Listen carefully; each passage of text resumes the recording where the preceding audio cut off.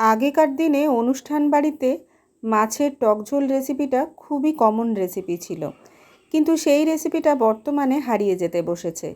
আজকে আমি সেই রেসিপিটা নিয়ে হাজির হয়েছি। নমস্কার, আমি হৈমন্তী আর আপনারা দেখছেন হৈমন্তীর হেসেল। রেসিপিটা করার জন্য আমি কাতলা মাছ নিয়েছি 4 পিস। একটু বড় সাইজের মাছ হলেই এই টকঝোল রেসিপিটা ভালো হয়। মাছগুলোকে নুন হলুদ মাখিয়ে রেখেছি। এরপর গরম তেলে ভেজে নেব। অবশ্যই রান্নাটা সর্ষের তেলে হবে। একটু কড়া করে মাছগুলোকে ভেজে তুলে নিতে হবে।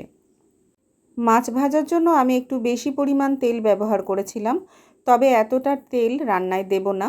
একটুখানি তুলে রেখে ফোড়নে দিলাম 5 ফোড়ন আর শুকনো লঙ্কা। ফোড়ন ভাজা হয়ে সুন্দর গন্ধ বেরোলে দিয়ে দিচ্ছি একটা ছোট সাইজের কেটে রাখা পেঁয়াজ। পেঁয়াজটাকে আমি একটু সরু সরু করে কেটে নিয়েছি। গোল্ডেন ব্রাউন করে পেঁয়াজটাকে ভেজে নেব। এরপর এর সঙ্গে দিয়ে দিচ্ছি হাফ চামচ মতো আদা বাটা, 1/4 চামচ রসুন বাটা, 1/4 চামচ জিরের গুঁড়ো, পরিমাণ মতো শুকনো লঙ্কার গুঁড়ো এবং কাশ্মীরি লঙ্কার গুঁড়ো। দিয়ে দিলাম হলুদ গুঁড়ো। অল্প একটু জল দিয়ে মশলাটাকে ভালো করে কষে নেব ততক্ষণ অবধি যতক্ষণ না তেল ছেড়ে আসে। মশলাটা খুব ভালো করে কষে নিলে এর স্বাদটা কিন্তু বেশ ভালো হবে। এখন এর মধ্যে দিয়ে দিচ্ছি একটা টমেটোর অর্ধেকটা আর দিলাম কাঁচা লঙ্কা। ভালো করে একটু নাড়াচাড়া করার পর এর সঙ্গে অ্যাড করব সর্ষে বাটা।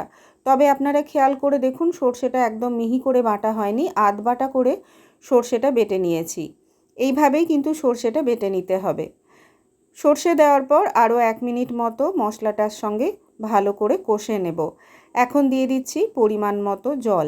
আজকের দিনে অনুষ্ঠান বাড়িতে নানা রকম বিলিতি রেসিপি পরিবেশন হওয়ার জন্য এই পুরনো দিনের সুন্দর রেসিপিগুলো হারিয়ে যেতে বসেছে। আজকের এই ভিডিওটিতে যারা বয়স্ক দর্শক আছেন, আশা করি তারা এই রেসিপিটার সঙ্গে পরিচিত। আর এখনও যদি কোনো অনুষ্ঠান বাড়িতে এই রেসিপিটা খেয়ে থাকেন তাহলে অবশ্যই কমেন্ট করে জানাতে ভুলবেন না। ঝোল ফুটে উঠলে ভেজে রাখা মাছ, নুন আর সামান্য একটু চিনি দিলাম। আর দিয়ে দিচ্ছি একটুখানি তেঁতুল, জলে ভিজিয়ে রেখেছিলাম সেইটা 3 চামচ। খুব বেশি দেওয়া যাবে না। এই রেসিপিটা হালকা একটু টক মিষ্টি টাইপের খেতে হবে। তবে তেঁতুলের পরিবর্তে আম বা বেশি করে টমেটো ব্যবহার করতে যাবেন না, তাহলে কিন্তু এই স্বাদটা পাবেন না। মিনিট 5 মতো গ্যাসের ফ্লেম মিডিয়ামে রেখে ভালো করে ফুটিয়ে নেওয়ার পর গ্যাসের ফ্লেমটা বন্ধ করে দিলাম। এরপর ভাজা মশলা করার জন্য শুকনো খোলায় সামান্য একটু 5 ফোড়ন আর শুকনো লঙ্কা ভেজে নিচ্ছি। সুন্দর গন্ধ বেরোলে নামিয়ে ঠান্ডা করে গুঁড়ো করে নেব।